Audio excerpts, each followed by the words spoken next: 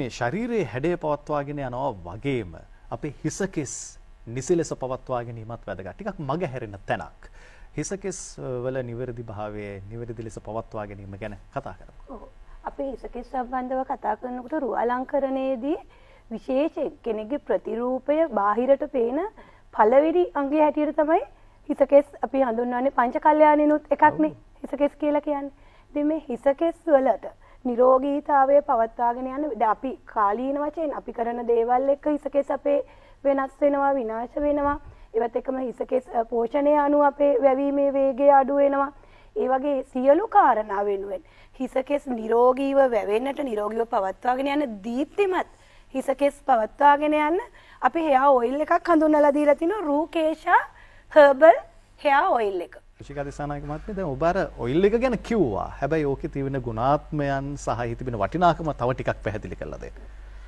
Oil එකේ ingredients ගැන කතා කරොත් මුගුණු වෙන්න කෝමාරිකා කොහොඹ කීකිරිදිය විටමින් E පිරිසිදු පොල් තෙල් එඬරු කියන සියල්ල අන්තර්ගත කළද මේ සියල්ලම ආයුර්වේදීය අමුද්‍රව්‍ය හැටියට අපිට පැහැදිලිනේ. ඉතින් ඒ සියල්ල එක්කව කරලා නිෂ්පාදනය කරලා තියෙන නිෂ්පාදනයක් හැටියට මට කියන්නට පුළුවන්. ඒ වගේම මේක පාවිච්චි කරන පිළිවෙල මම චුට්ටක් කියන්න. භාවිතා කරන විදිහ ඒජ් එකේ ප්‍රශ්නයක් නැහැ. ඕනම කෙනෙකුට කුඩා දරුවෙකුගේ ඉඳලා පාවිච්චි කරන්න පුළුවන් හර්බල් ඔයිල් එකක් නිසා.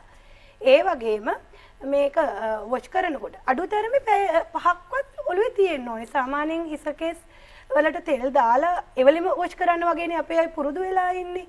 නමුත් මේක පැය 5ක්වත් තිබුණාට පස්සේ සාමාන්‍යයෙන් අපි පාවිච්චි කරන හර්බල් ෂැම්පූ එකක් දාලා එහෙම නැත්නම් බේබි ෂැම්පූ එකක් දාලා වොෂ් කරන්න පුළුවන්. ස්කැල්ප් එකටත් එක්ක තමයි ඔයිල් එක දාන්න ඕනේ. හොඳයි රෝෂිකා මහත්මිය ටිකක් හොඳයි රෝෂිකා මහත්මිය අපි කතා කරමින් හිටියේ මෙහි තිබෙන ගුණාත්මක වටිනාකම පිළිබඳව දැන් අවස්ථාව තිබෙනවා.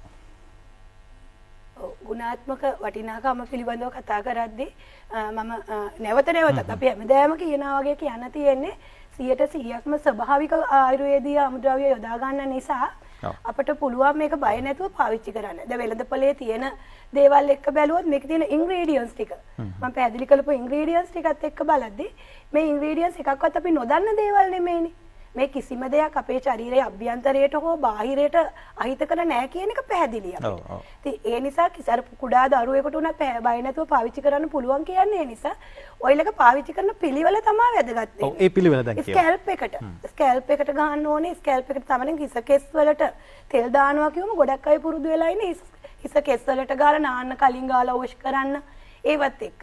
ඉතින් නමුත් මේක අඩුතරමේ පැය 5ක්වත් ඔළුවේ තියෙන ඕනේ ස්කැල්ප් එකට දාලා සාමාන්‍ය මසාජ් කිරීමක් කරලා පැය 5කට පස්සේ අපිට සාමාන්‍ය හර්බල් ෂැම්පූ එකකින් වොෂ් කරලා අයින් කරන්න පුළුවන්. ඒකට තමයි ඖෂධීය ගුණාංග ටික හොඳට ස්කැල්ප් එකට අවශෝෂණය වෙන්නේ.